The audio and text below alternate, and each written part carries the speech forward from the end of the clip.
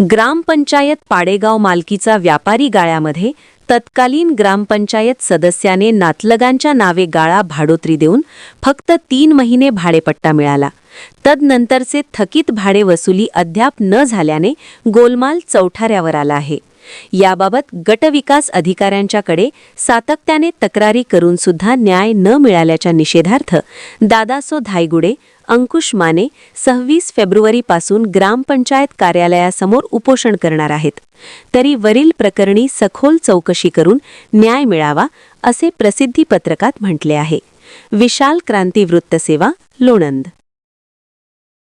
माझे नाव दादासो धायगुडे, मी राहणार पाडेगाव, तालुका खंडाळा, जिल्हा सातारा। मी मार्केट कमिटी सदस्य विजय मारुती धायगुडे यांनी त्यांच्या बहिणीला गाळा देऊन 20 वर्ष कर भरलेला नाही, फक्त 3 वर्षाचा कर भरलेला आहे। हा गावटाग्या गावातील सर्व जनतेसाठी किंवा अल्पसंख्याकासाठी कुठल्याच प्रकारचं काही ठेवत नाही आणि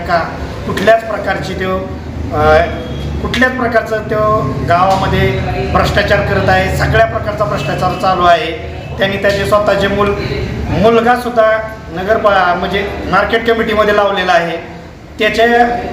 त्यांनी जे काही भ्रष्टाचार केलेला आहे, ही भ्रष्टाचाराची फाईल माझ्याजवळ आहे।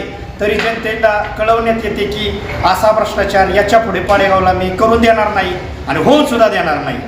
तरी मी जर हा भ्रष्टाचार BDO साहेबांनी लवकरात लवकर जर उघडकीस नाही आणला तर मी 2 दिवसांनी अमर उपोषणाला बसणार आहे।